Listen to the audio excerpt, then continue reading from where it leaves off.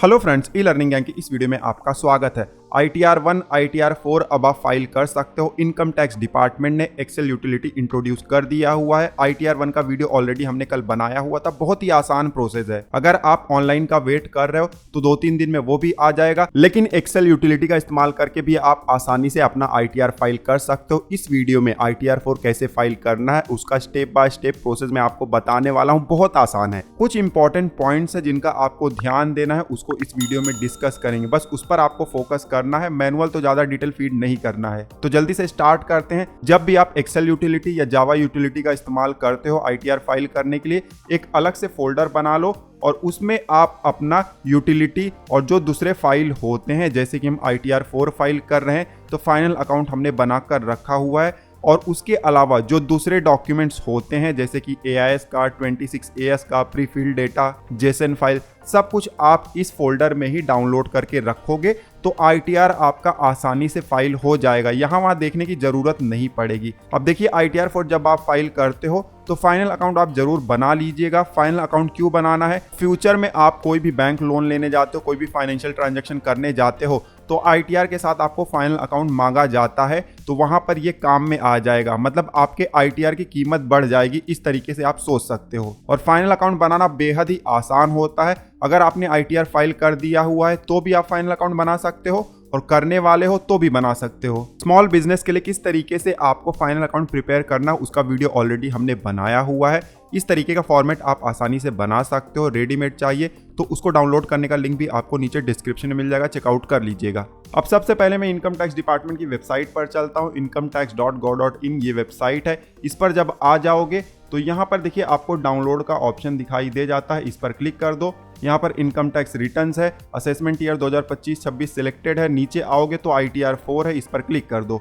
इस पर क्लिक करोगे तो यहाँ पर यूटिलिटी एक्सेल बेस्ड का आपको ऑप्शन दिखाई दे जाता है। क्लिक करोगे तो ये डाउनलोड हो जाएगा।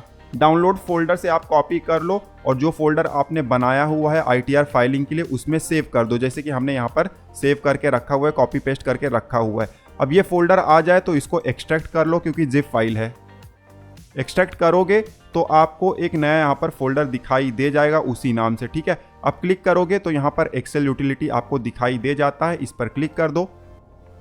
जब क्लिक करोगे तो इस तरीके से आपको एक पॉपअप मैसेज दिखाई दे जाएगा। ये पॉपअप मैसेज अगर आपको दिखाई नहीं देता है मतलब आपके सेटिंग में थोड़ा सा एरर होगा, उसको आप सॉल्व कर लीजिएगा, ठीक है। ये आपको दिखाई देना चाहिए। मैक्रो वगैरह सब कुछ हमारा इनेबल है एक्सेल में, इसीलिए दिखाई दे रहा है, ठीक है। ओके पर क्लिक कर देंगे।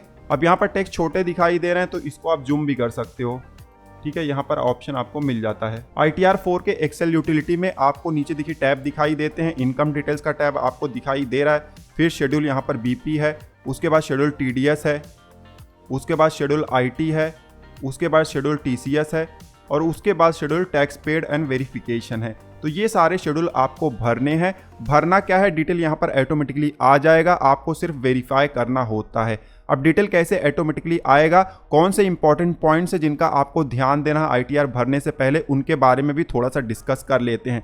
आपको फिर से जाना है वेब ब्राउज़र पर। यहाँ पर देखिए इनकम टैक्स की वेबसाइट पर ऑलरेडी आप हैं। ऊपर देखिए यहाँ पर लॉगिन का बटन आपको दिखाई दे रहा है, इस पर क्लिक कर दो। जब क्लिक करोगे तो यहाँ पर लॉगिन का पेज आ जाता है। अपने पैन नंबर का इस्तेमाल करो, उसके बाद पासवर्ड का इस्तेमाल करो और फिर लॉगिन कर लो। अगर आपने लॉगिन ID बनाया नहीं हुआ तो कैसे बनाया जा सकता है उसका वीडियो ऑलरेडी हमने बनाया हुआ है, लिंक आपको नीचे डिस्क्रिप्शन में मिल जाएगा, चेकआउट कर लीजिएगा। लॉगिन करते ही इस तरीके से ITR फाइल करने का पेज आ जाता है। सबसे पहले आपको डैशबोर्ड पर जाना है। डैशबोर्ड पर जब आ जाओ तो यहाँ पर कुछ स्टेप्स आपको लेने हैं ताकि आपको पता चल जाए कि आपका जो इन्फॉर्मेशन है, आपका जो डिटेल है, सब कुछ कंप्लीट हो गया है। सबसे पहले आपको अपना इनकम डिटेल चेक करना है। इनकम डिटेल चेक करने के लिए आपको जाना है AIS पर। यहाँ पर AIS का ऑप्शन दिखाई दे रहा है, क्लिक कर दो। एक पॉपअप ओपन हो जाएगा, यहाँ प्रोसीड पर क्लिक कर दो। एक नया पेज ओपन हो जाता है इस तरीके से।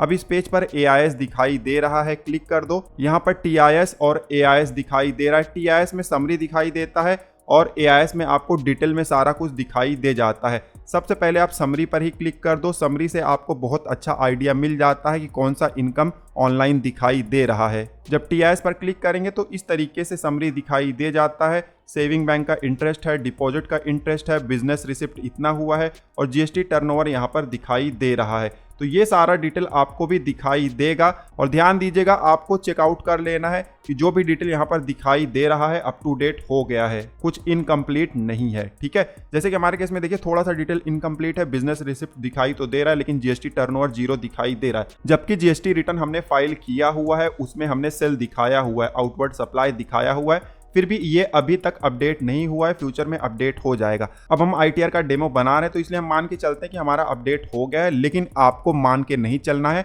आपको कंफर्म कर लेना है कि आपका सारा डिटेल अप टू डेट हो गया है। उसके बाद फिर से आपको इनकम टैक्स पोर्टल पर जाना है, इनकम डिटेल चेक करने के बाद अब आपको टीडीएस का डिटेल चेक करना है, ई फाइल में जाना है, इनकम टैक्स रिटर्न में जाना है और यहाँ पर व्यू फॉर्म 26AS है, इस पर क्लिक करके आप अपने टीडीएस क्रेडिट को चेक कर सकते हो।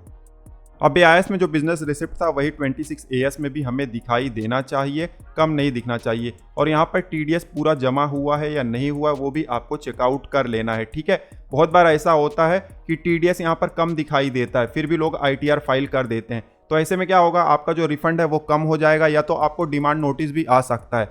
तो वो सब गलती आपको बिल्कुल नहीं करना है। ITR फाइल करने का जो ड्यू डेट है बढ़ा दिया है गवर्नमेंट ने, 15 सितंबर कर दिया हुआ है, तो अभी काफ़ी समय है, आपको जल्दबाजी नहीं करना है। तो ये सब आपको क्रॉस वेरीफाई कर लेना है, बहुत ही इंपॉर्टेंट है। ठीक है, फिर से डैशबोर्ड पर आ जाएंगे, इनकम डिटेल टीडीएस का डिटेल चेक करने के बाद अब आपको बैंक का डिटेल चेकआउट करना है। बैंक अकाउंट आपको यहाँ होम पेज पर ही दिखाई दे रहा है, प्रोफाइल के नीचे यहाँ पर अपडेट का बटन है, इस पर क्लिक कर दो। अगर बैंक अकाउंट यहाँ पर दिखाई नहीं देगा तो ऊपर देखिए आपका नाम दिखाई देता है, क्लिक करो, यहाँ पर माय प्रोफाइल दिखाई देता है, इस पर क्लिक करो तो इस तरीके से पेज आ जाएगा। अब यहाँ पर भी माय बैंक अकाउंट है, इस पर क्लिक करोगे तो इस तरीके से आपको पेज दिखाई देगा। हमारे केस में एक बैंक अकाउंट ऐड है, ये वैलिडेटेड भी है और ईवीसी इनेबल्ड भी है, तो इसमें हमारा टीडीएस रिफंड आ जाएगा। काफी लोग कंफ्यूज हो जाते हैं, यहाँ पर रिस्ट्रिक्टेड रिफंड दिखाई दे रहा है, इससे रिलेटेड ऑलरेडी हमने एक वीडियो बनाया हुआ है। अगर आपका रिफंड का अमाउंट बहुत ज्यादा है तब आप उस वीडियो को जरूर देख लीजिएगा। हमारे केस में 32,000 के आसपास ही है,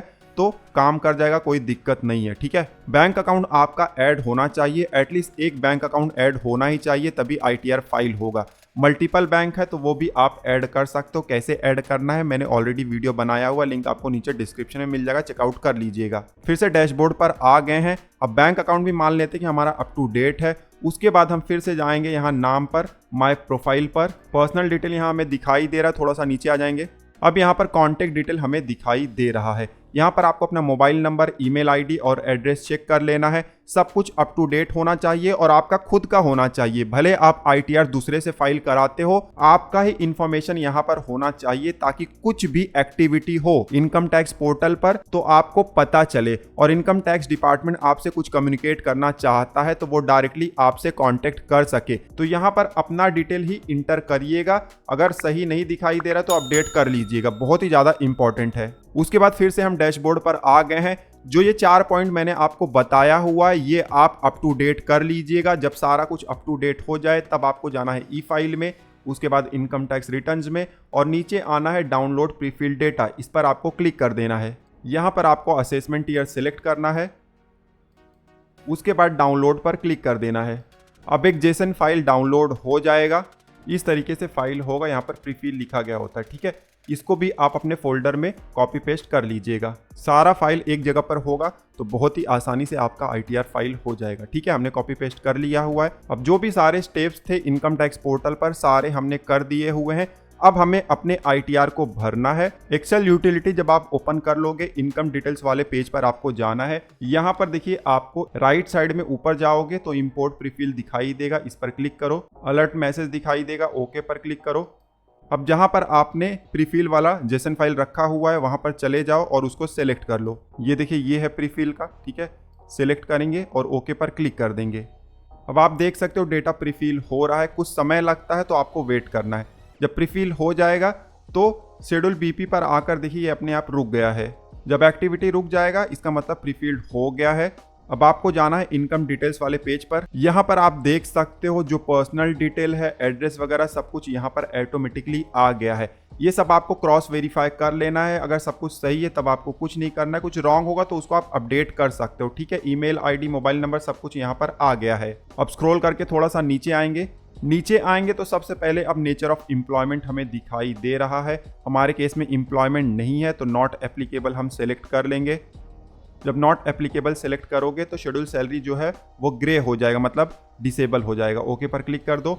अब फाइल्ड अंडर सेक्शन 139(1) है पहला वाला ऑप्शन, ठीक है। बहुत बार ऑटोमेटिकली यहाँ पर सेलेक्ट हो जाएगा। अभी ये नया यूटिलिटी है तो बहुत सारे इंफॉर्मेशन ऑटोमेटिकली यहाँ पर फीड नहीं हुए हैं, बट फ्यूचर में मतलब 10-15 दिन बाद बहुत सारे इंफॉर्मेशन आपके ऑटोमेटिकली आ जाएंगे, आपको कुछ भरना नहीं पड़ेगा। अब नीचे आएंगे तो यहाँ पर हमसे पूछा जा रहा है कि क्या आपने असेसमेंट ईयर 2024-25 में नए टैक्स रिज्यूमे से ऑप्ट आउट किया था, मतलब छोड़ दिया था। अगर आपने पिछले साल पुराना टैक्स सिस्टम चुना हुआ था तो यस करिएगा, और अगर पिछले साल नया टैक्स सिस्टम चुना हुआ था तो नो करिएगा। तो जो नो करेंगे तो बहुत सारा ऑप्शन यहाँ पर डिसेबल हो जाएगा, आपको भरना नहीं होगा। अगर यस करोगे तो आपको फॉर्म नंबर 10 IEA का डिटेल भी भरना पड़ेगा, ठीक है। उसके बाद अब नीचे आएंगे। अब इस साल आप क्या करना चाहते हो वो बताइए। तो इस साल भी हम नया टैक्स सिस्टम चुनना चाहते हैं। अगर नया टैक्स सिस्टम चुनना चाहते हो तो नो सेलेक्ट करना, पुराना टैक्स सिस्टम चुनना चाहते हो तो यस पर क्लिक करोगे तो आपको फॉर्म नंबर 10 IEA का डिटेल भी भरना पड़ेगा। नो पर क्लिक करोगे तो कोई डिटेल नहीं भरना पड़ेगा, नया टैक्स सिस्टम आप चुन लोगे, ठीक है। तो ये देखिए ये भी सारे ग्रे हो गए हैं। अब और नीचे आएंगे। अब हमसे पूछा जा रहा है कि are you filing ITR under 7th provision to section 139(1)। ये 4-5 यहाँ पर ऑप्शन दिए गए हैं, इसको पढ़ लीजिएगा। इसमें से अगर कोई भी सेटिस्फाई हो रहा है, आपका कोई भी केस इसमें फिट बैठ रहा है, तब आपको यहाँ पर यस करना है। कोई भी केस फिट नहीं बैठ रहा है तो नो सेलेक्ट कर लेना है। हमारे केस में ये कोई भी एप्लीकेबल नहीं है तो नो पर सेलेक्ट कर देंगे। उसके बाद नीचे आएंगे। रिप्रेजेंटेटिव असेसी हमारा ITR फाइल कर रहा है तो ऑटोमेटिकली यहाँ पर नो सेलेक्टेड है। अगर आपके केस में यस है तो यस कर दीजिएगा। यस करोगे तो रिप्रेजेंटेटिव का डिटेल भी इंटर करना पड़ेगा, लेकिन हमारे केस में नहीं, हम खुद ही ITR फाइल कर रहे हैं। उसके बाद नीचे आएंगे। यहाँ पर बिजनेस का इनकम हमें दिखाई देगा। मैनुअल नहीं भर सकते हैं क्योंकि अलग से एक शेड्यूल दिया गया है, शेड्यूल BP। इसमें बिजनेस का डिटेल, प्रोफेशन का डिटेल हम भर सकते हैं, तो ऑटोमेटिकली यहाँ पर आ जाएगा। नीचे आएंगे तो यहाँ पर सैलरी का डिटेल भी हम भर सकते हैं। हमारे केस में सैलरी है नहीं, इसीलिए ये ग्रे हो गया है। आपके केस में होगा तो ग्रीन दिखाई देगा, आप अमाउंट इंटर कर सकते हो फॉर्म नंबर 16 के हिसाब से। AIS वगैरह आपको जरूर चेक कर लेना है, ठीक है। उसके बाद नीचे आएंगे। कोई एग्जेम्प्ट अलावेंस वगैरह है तो वो भी आप इंटर कर सकते हो। अगर सैलरी होगा तो ये आपको इंटर करना है, ठीक है। और नीचे आएंगे, यहाँ पर स्टैंडर्ड डिडक्शन वगैरह सबका बेनिफिट आपको मिल जाएगा। नीचे आएंगे। हाउस प्रॉपर्टी अगर कोई है जो सेल्फ ऑक्यूपाइड है या लेट आउट है तो आप यहाँ पर सेलेक्ट कर सकते हो। लेट आउट है मतलब आप रेंट रिसीव कर रहे हो, तो लेट आउट सेलेक्ट करने के बाद आपको रेंटल इनकम का डिटेल यहाँ पर इंटर करना है। लेट आउट है और आपने होम लोन लिया हुआ है उस प्रॉपर्टी पर, तो आप होम लोन का डिटेल भी इंटर कर सकते हो। इंटरेस्ट का, प्रिंसिपल का क्लेम ले सकते हो। अलग से एक शेड्यूल आ जाता है, शेड्यूल 24B। इसमें जाओगे तो सारा बैंक के लोन का डिटेल आपको इंटर कर देना है, ठीक है। हमारे केस में एप्लीकेबल नहीं है तो हम इसको कुछ भी नहीं करेंगे। ध्यान देना, अगर आप सेल्फ ऑक्यूपाइड सेलेक्ट करते हो और आपका होम लोन है तो इंटरेस्ट का बेनिफिट आप ओल्ड टैक्स रिग्मे में तो ले सकते हो, न्यू टैक्स रिग्मे में नहीं ले सकते हो। हमारे केस में कुछ भी नहीं है तो हम यहाँ पर कुछ नहीं करेंगे।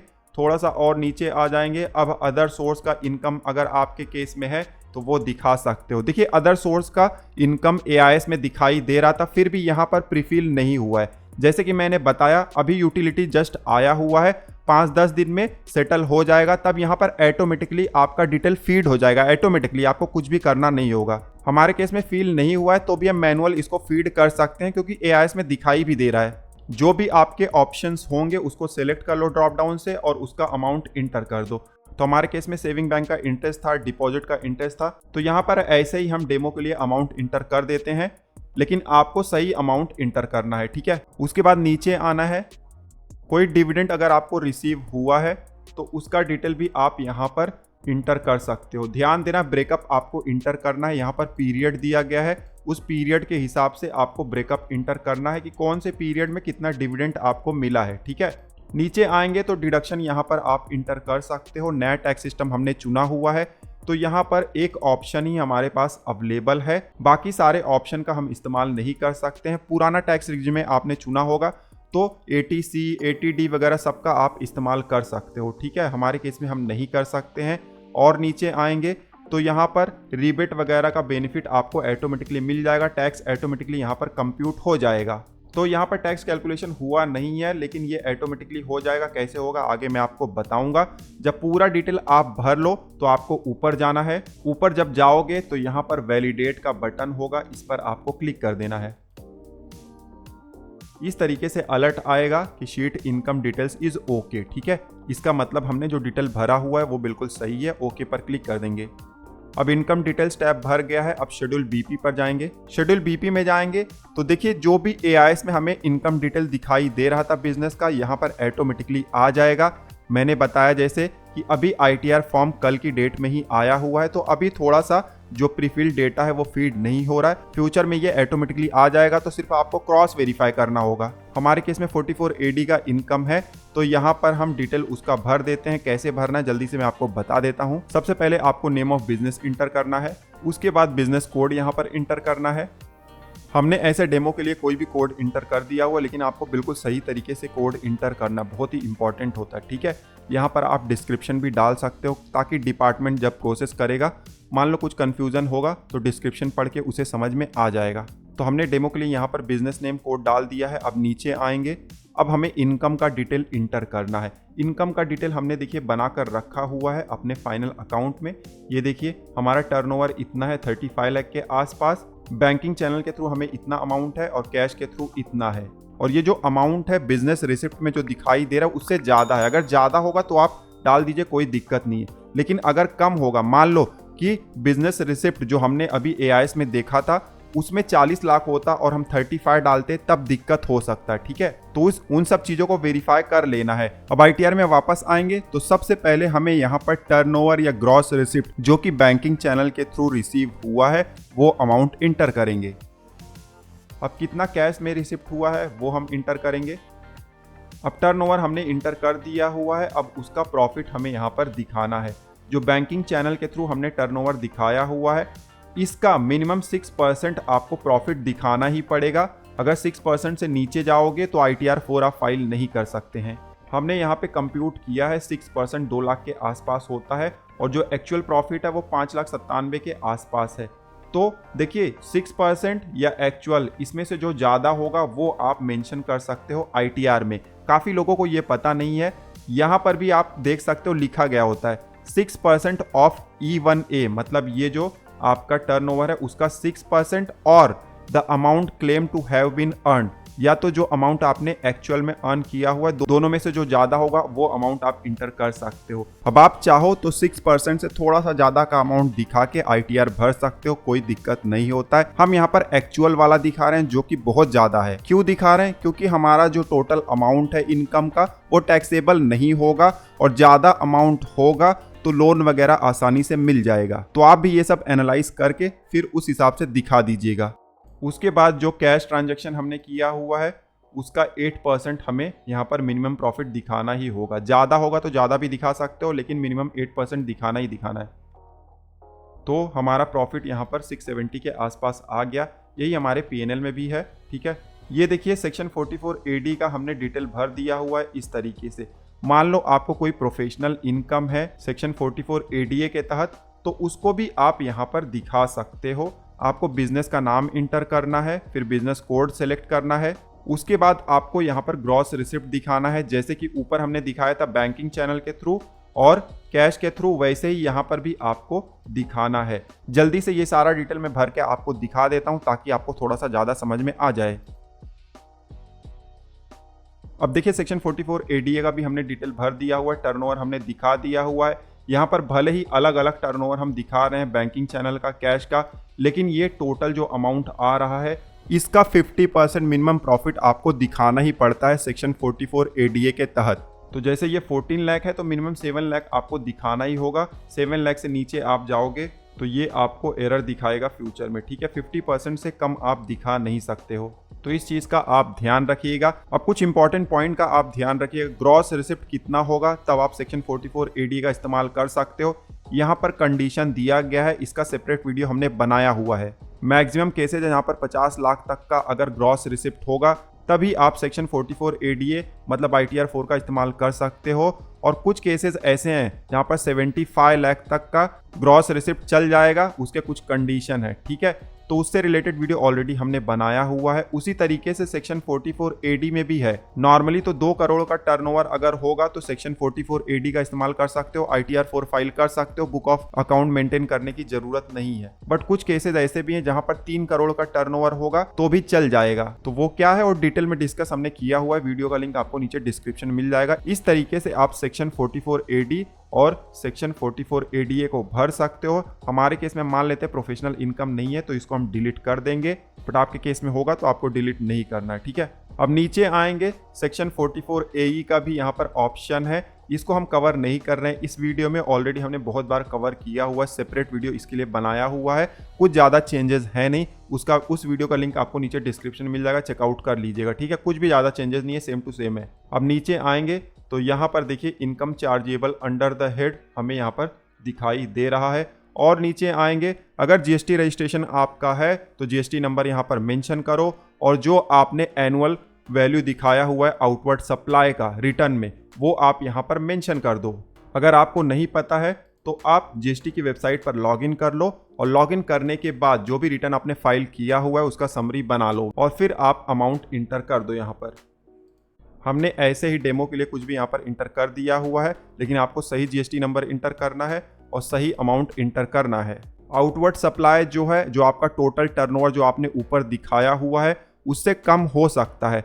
हो सकता है कि आप बिजनेस पहले से कर रहे हो लेकिन GST रजिस्ट्रेशन आपने बाद में लिया हो, तो GST के हिसाब से जो टर्नओवर होगा वो कम होगा। लेकिन अगर पूरे साल आपने GST रजिस्ट्रेशन यूज़ किया हुआ है तब ऑलमोस्ट सेम हो जाएगा। तो हमारे केस में थोड़ा सा कम है, जब हमारा बिजनेस स्टार्ट हो गया था उसके बाद हमने GST रजिस्ट्रेशन किया हुआ था, तो 2-3 लाख का यहाँ पर डिफरेंस है, ठीक है। तो आप भी चेकआउट कर लीजिएगा, उसके बाद ही डिटेल इंटर करिएगा, ठीक है। अब नीचे आएंगे, अब यहाँ पर हमें अपना फाइनेंशियल इंफॉर्मेशन फीड करना है। बहुत सारे ऑप्शन यहाँ पर हैं, लेकिन 4 ऑप्शन E15 का जो कि सन्ड्री क्रेडिटर है, उसके बाद E19 जो कि इन्वेंट्री है, E20 सन्ड्री डेटर्स और E22 जो कि कैश इन हैंड है, ये चारों मैंडेटरी है, मतलब कंपलसरी भरना है, बाकी को आप छोड़ सकते हो। तो ये सारे इन्फॉर्मेशन को हमने फाइनल अकाउंट में बनाकर रखा हुआ है। फाइनल अकाउंट में जाएंगे बैलेंस शीट में, तो यहाँ पर देखिए क्रेडिटर है, डेटर है, क्लोजिंग स्टॉक जो इन्वेंट्री है और कैश इन हैंड है। तो ये सारा इन्फॉर्मेशन हम जल्दी से भर देते हैं।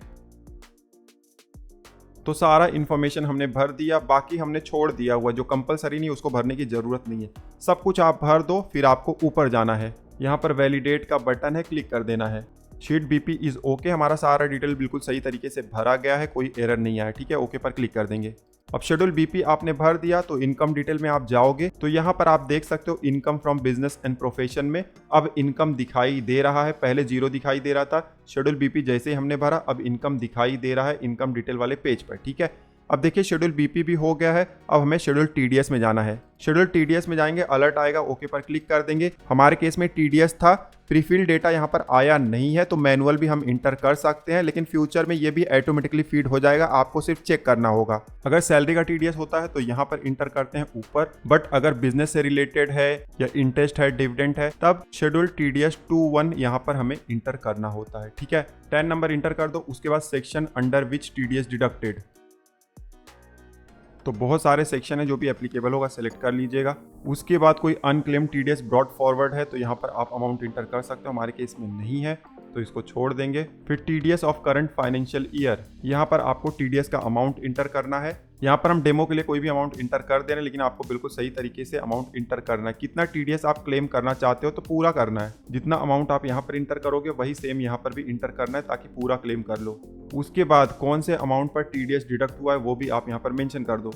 तो ऐसे डेमो अमाउंट हमने यहाँ पर इंटर कर दिया हुआ है। आपको 26 AS में से देख देख के अमाउंट इंटर करना है, ठीक है। हम डेमो बना रहे हैं इसलिए हमारे केस में चल जाएगा, ठीक है। और वैसे भी TDS का अमाउंट हो, ग्रॉस अमाउंट हो, ये सब कुछ आपको 26 AS से और अपना खुद का इंटर करना है। उसके बाद यहाँ पर हेड ऑफ इनकम आपको सिलेक्ट करना है। हमारे केस में बिजनेस इनकम है तो income from business and profession select कर देंगे, ठीक है। इस तरीके से सारा डिटेल आपको भर देना है। अलग अलग पार्टीज है जिन्होंने आपका TDS काटा हुआ है तो अलग अलग डिस्क्रिप्शन आप इंटर कर सकते हो। शेड्यूल TDS हमारा कंप्लीट हो गया है, ऊपर जाएंगे। ऊपर जाने के बाद यहाँ पर वैलिडेट का बटन है, क्लिक कर दो, ये भी ओके हो गया है, ठीक है। अब शेड्यूल IT पर जाएंगे। अलर्ट मैसेज दिखाई दे रहा है, ओके पर क्लिक कर देंगे। कोई भी एडवांस टैक्स या सेल्फ असेसमेंट टैक्स आपने पे किया हुआ है तो उसका डिटेल आप यहाँ पर इंटर कर सकते हो। आपके पास चालान होगा, उस चालान में सारा डिटेल होता है, वो अमाउंट आप इंटर कर दो। हमारे केस में कुछ नहीं है तो वैलिडेट पर क्लिक कर देंगे। शेड्यूल TCS पर जाएंगे, ये भी हमारे केस में एप्लीकेबल नहीं है, ओके पर क्लिक करेंगे, वैलिडेट पर क्लिक करेंगे। उसके बाद टैक्स पेड एंड वेरिफिकेशन वाले शेड्यूल में जाएंगे। अब यहाँ पर देखिए TDS का अमाउंट हमें दिखाई दे रहा है, टैक्स लायबिलिटी दिखाई नहीं दे रहा है क्योंकि अभी तक टैक्स लायबिलिटी हमने कैलकुलेट नहीं किया हुआ है। कैसे कैलकुलेट होगा वो मैं आगे बताऊंगा। यहाँ पर रिफंड दिखाई दे रहा है, ठीक है। फिलहाल यहाँ पर देखिए कोई भी ऐसा इनकम जो कि एग्जेम्प्ट है तो रिपोर्टिंग पर्पस के लिए आप यहाँ पर उसको दिखा दो। काफ़ी लोग एग्जेम्प्ट इनकम नहीं दिखाते हैं ITR में, तो वो गलत अप्रोच है, दिखाना चाहिए। अदरवाइज इनकम टैक्स डिपार्टमेंट को पता नहीं चलेगा कि कौन सा इनकम आपको रिसीव हुआ है, वो टैक्स लायबिलिटी के हिसाब से देख सकते हैं। तो रिपोर्ट आप जरूर कर दो। बहुत सारे ऑप्शन यहाँ पर दिए गए होते हैं, जो भी एप्लीकेबल होगा आप मेंशन कर दो, ठीक है। हमारे केस में मान लेते हैं कि कुछ भी नहीं है, इसको छोड़ देंगे। उसके बाद नीचे आएंगे। अब जब हम नीचे आए तो यहाँ पर एक नया ऑप्शन हमें मिल जाता है सेक्शन 112A का। अगर लॉन्ग टर्म कैपिटल गेन 1,25,000 से कम है तब तो आप यहाँ पर दिखा सकते हो, 1,25,000 से ज़्यादा है तब यहाँ पर नहीं दिखा सकते हो। लॉस हुआ है, लॉन्ग टर्म कैपिटल लॉस हुआ है तो भी आप नहीं दिखा सकते हो, ठीक है। टोटल सेल वैल्यू यहाँ पर डालना है और टोटल परचेस वैल्यू यहाँ पर डालना है। तो हमारे केस में लॉन्ग टर्म कैपिटल गेन नहीं है, अगर आपके केस में होगा तो दिखा दीजिएगा। उसके बाद नीचे आएंगे, बैंक का डिटेल यहाँ पर ऑटोमेटिकली आ जाता है। आपके केस में अगर नहीं आया होगा तो मैनुअल भी इंटर कर सकते हो। डिटेल इंटर जब हो जाए तो यहाँ पर रिफंड के लिए आप अकाउंट को जरूर सिलेक्ट कर लीजिएगा, ठीक है। और नीचे आएंगे, अब यहाँ पर वेरिफिकेशन का पार्ट हमें दिखाई दे रहा है। हमारा नाम होगा, फादर नेम होगा, सेल्फ हमें यहाँ दिखाई दे रहा है, पैन नंबर दिखाई दे रहा है, प्लेस यहाँ पर ब्लैंक है तो आप इंटर कर सकते हो। उसके बाद यहाँ पर डेट दिखाई दे रहा है। TRP का डिटेल हमें नहीं भरना है क्योंकि हम खुद से अपना ITR फाइल कर रहे हैं, तो सारा डिटेल हमने भर दिया हुआ है। अब ऊपर जाएंगे तो यहाँ पर वैलिडेट का बटन है, क्लिक कर देंगे। ये शीट भी ओके हो गया है। अब सारा डिटेल हमने भर दिया हुआ है, सारे शेड्यूल को हमने भर दिया हुआ है। अब इनकम डिटेल्स वाले पेज पर जाएंगे। इनकम डिटेल पेज पर आ गए हैं, अब ऊपर जाएंगे। ऊपर जाने के बाद देखिए राइट साइड में आपको यहाँ पर कैलकुलेट टैक्स का बटन दिखाई देता है, इस पर क्लिक करना है। टैक्स कैलकुलेट हो गया है। अब नीचे आएंगे, अब आप देख सकते हो यहाँ पर हमारा इनकम दिखाई दे रहा है, इतना टैक्स बन रहा था और रीबेट के जरिए वो सेटअप हो गया। तो कोई टैक्स लायबिलिटी नहीं बन रहा है। कोई टैक्स लायबिलिटी अगर बनता तो यहाँ पर आपको अमाउंट दिखाई देता।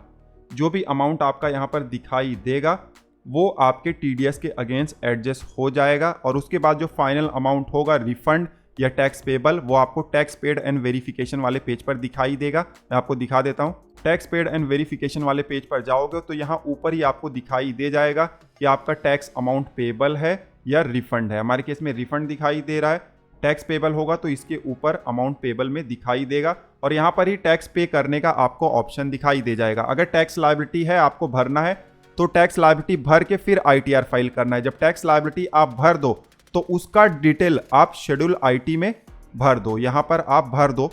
जब यहाँ पर भर दोगे तो टैक्स पेड वेरिफिकेशन में फिर से जाओगे तो यहाँ पर आपका जो टैक्स पेबल है 0 हो जाएगा। जब टैक्स पेबल 0 हो जाएगा तब आपको अपना जेसन फाइल जनरेट करना है, फिर ITR फाइल करना है। अदरवाइज क्या होगा, आपको डिमांड नोटिस आ जाएगा और डिमांड नोटिस को सॉल्व करने में ना कभी कभी सालों लग जाते हैं क्योंकि इनकम टैक्स डिपार्टमेंट उसके ऊपर ज़्यादा ध्यान नहीं देता है। अब सारा कुछ हमारा कंप्लीट हो गया है, हमें रिफंड आ रहा है। अब हम जेसन फाइल जनरेट करेंगे। कैसे करना है मैं आपको बता देता हूँ। इनकम डिटेल्स वाले शेड्यूल में जाना है, ऊपर जाएंगे तो फिर से एक बार कैलकुलेट टैक्स पर क्लिक कर लेंगे क्योंकि बिना कैलकुलेट टैक्स पर क्लिक किए अगर जनरेट जेसन पर क्लिक करेंगे तो ये आगे नहीं बढ़ेगा। देखिए हमें फिर से बोल रहा है कि कैलकुलेट टैक्स पर क्लिक करो। ऑलरेडी हमने किया हुआ था, फिर भी आपको एक बार कर लेना है, ठीक है। कैलकुलेट टैक्स पर क्लिक करो, अब ये कैलकुलेट हो जाएगा। कैलकुलेट टैक्स हो गया है, अब जनरेट जेसन पर क्लिक करो। जेसन फाइल अब जनरेट हो रहा है। जेसन फाइल जनरेट हो गया है और देखिए ये जो पाथ है यहाँ पर सेव हुआ है। हमने जो फोल्डर बनाया हुआ था यहाँ पर ITR 4 का जो हमने यहाँ पर फोल्डर जिप अनजिप किया हुआ था यहाँ पर ही सेव हो गया है। ऑटोमेटिक सेव हो जाता है इस फोल्डर में, ठीक है। यहाँ पर ITR 4 और आपका पैन नंबर दिखाई दे रहा होगा, ठीक है। यही फाइल है जिसको अभी हमें अपलोड करना है। अब डिटेल सारा हमारा कंप्लीट हो गया, जेसन फाइल जनरेट कर दिया है। अब इसको अपलोड कैसे करना है वो भी मैं आपको दिखा देता हूँ। अपलोड करने के लिए आपको वेब ब्राउजर पर जाना है। वेब ब्राउजर में जाएंगे तो यहाँ पर आपको इनकम टैक्स का पोर्टल दिखाई देता है, जल्दी से आपको लॉग इन कर लेना है। लॉगिन करते ही इनकम टैक्स रिटर्न फाइल करने का ऑप्शन आपको दिखाई दे जाता है। आप चाहो तो यहाँ से ही अपलोड कर सकते हो, बट इनकेस मान लो कि ये ऑप्शन नहीं आता है, डैशबोर्ड आ जाते हो डायरेक्टली, तो यहाँ पर भी फाइल नाउ का बटन है। उसके अलावा ई फाइल में जाओगे, income tax return, file income tax return, ये वाला ऑप्शन है, क्लिक कर दो तो सेम पेज पर ही आप आ जाओगे फिर से। अब असेसमेंट ईयर आपको सेलेक्ट कर लेना है। उसके बाद सेलेक्ट फाइलिंग टाइप, यहाँ पर 139(1) है, ऑडिट है, नहीं है, ITR टाइप ITR 4 और कंटिन्यू पर क्लिक करना है। अब यहाँ पर अटैच फाइल हमें दिखाई दे रहा है। ध्यान दीजिएगा अभी ऑनलाइन यूटिलिटी आया नहीं है। जब ऑनलाइन यूटिलिटी आ जाएगा तो यहाँ पर आपको ऑप्शन मिलेगा कि ऑनलाइन यूज़ करना है या ऑफलाइन। यूटिलिटी अपलोड करने के लिए आपको ऑफलाइन सेलेक्ट करना होगा, ठीक है, इस चीज़ का ध्यान रखिएगा फ्यूचर में। जब कंटिन्यू पर क्लिक करेंगे अटैच फाइल का यहाँ पर ऑप्शन आ गया। अटैच फाइल पर क्लिक करके जो जेसन फाइल अभी हमने जनरेट किया हुआ था, ये वाला जेसन फाइल है, इसको सेलेक्ट करेंगे और ओपन पर क्लिक कर देंगे। अब ये देखिए वैलिडेट हो रहा है। अगर सही तरीके से हम फॉर्म भरेंगे तो वैलिडेशन सक्सेसफुल हमें दिखाई देगा, कोई एरर नहीं मिलेगा। नीचे प्रोसीड टू वेरिफिकेशन का बटन है, क्लिक कर दो। अब ई वेरीफाई करने का ऑप्शन आ रहा है। आप चाहो तो तुरंत ई वेरीफाई कर लो या चाहो तो बाद में भी कर सकते हो। तुरंत ई वेरीफाई करने के लिए पहला वाला ऑप्शन सेलेक्ट करो, फिर कंटिन्यू पर क्लिक कर दो। अब इस तरीके से पेज आ गया है। यहाँ पर बहुत सारे ऑप्शन दिए गए हैं। सबसे इजी आधार OTP वाला ऑप्शन है, उसको सेलेक्ट कर लो और कंटिन्यू पर क्लिक कर दो। अब इस तरीके से पॉपअप आ जाएगा। आई एग्री पर क्लिक कर दो और फिर जनरेट आधार OTP पर क्लिक कर दो।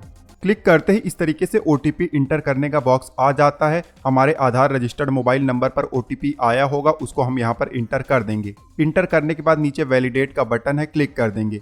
अब इस तरीके से कंफर्मेशन का पॉपअप आ जाता है। यहाँ सबमिट का बटन है, इस पर क्लिक कर देंगे।